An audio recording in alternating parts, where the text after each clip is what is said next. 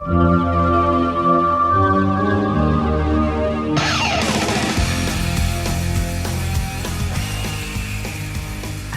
and welcome to The Middlest, our Patreon-only show where we talk about the episode with the exact middle user rating. We want to see what this show looks like at its exact average, because every show has highs and lows, but spends most of its time in that big middle. Today's episode is from Season 5. It's Episode 3, The Replacement.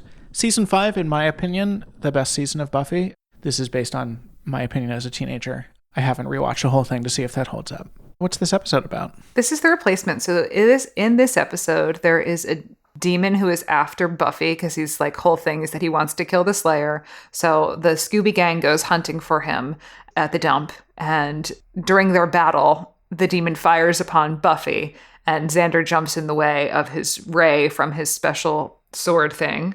And it turns Xander into two people. It sort of splits his personality into two physical people. And then there's a confident Xander, and then there's sort of a bumbling Xander. And confident Xander gets a raise at his job. He gets a new apartment. He sort of puts his relationship with Anya on sturdy ground and puts it into the future. And the other Xander just kind of bumbles around in the background. And then they think that the confident Xander is evil Xander, but actually it's just Xander. They realize... Yeah, we're very much from the point of view for the episode from the bumbling Xander, who believes that the confident Xander is the demon in disguise. Yeah. So ultimately they realize it's just Xander, and then they figure out how to reunite him. So the demon's plan was to split Buffy into two, her powerful self and then her weak self, and then the demon could easily kill the weak Buffy, which would kill both of them.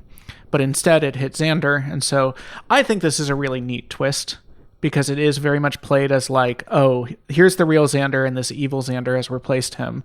And then the twist that, no, Xander does have these competent qualities inside of him. He just has this bumbling inside of him too, and that it's an episode about how we all contain multitudes, you know? So many multitudes. Maybe too many. We should look into whether we can lower the amount of multitudes we contain. Initial thoughts about this episode? I did not like this episode. Okay. Was it the Xander thing, or was it just kind of the overall whole deal? I think it was the overall whole deal. Again, it didn't feature a ton of Buffy, who is basically what I'm here for, Buffy and Willow. It was very Xander heavy. I'm not doing a great job describing my feelings about this episode, but I was not invigorated by it in any way. I can't say that I was ultimately entertained by it in a large way. That's where I land on it. It's interesting, the lack of Buffy being a problem, because we were talking about this, which is Buffy is an interesting show in that the titular character, who is also the star, is, I think, often the least interesting character in the show. There's less happening with her. She's doing less things than some of the other characters in the ensemble. But it does work in that Buffy becomes just kind of this steady center to everything else. And so the show does struggle a little bit when you don't have that steady center while everyone else is spinning out of control. I would agree with the IMDb users that I think this is, in fact, exactly an average episode of Buffy. I would be like, yeah, that was completely average. That was middle-of-the-road Buffy. You know, I think the writing's good. Yeah. I think that it's a smartly written episode.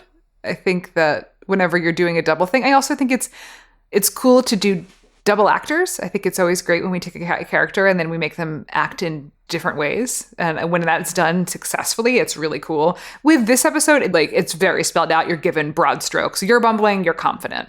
Play it to that. Whereas I think sometimes you look at other shows where someone is playing twins or multiples, and there's some really great work that's done.